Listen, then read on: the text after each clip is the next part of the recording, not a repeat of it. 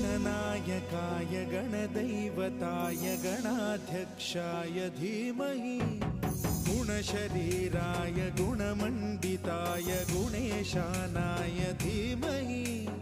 गुणातीताय गुणाधीशाय गुणप्रविष्टाय धीमहि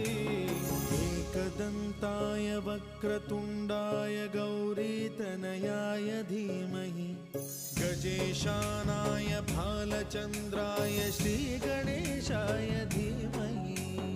एकदन्ताय वक्रतुण्डाय गौरीतनयाय धीमहि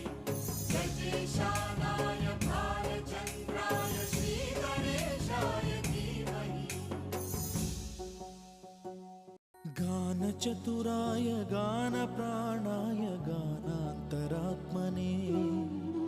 गानोत्सुकाय गानमत्ताय गानोत्सुकमनसे गुरुपूजिताय गुरुदैवताय गुरुकुलस्थायिने गुरुविक्रमाय गुह्यप्रवराय गुरवे गुणगुरवे गुरुदैत्यकलक्षेत्रे गुरुधर्मसदाराध्याय गुरुपुत्रपरित्रात्रे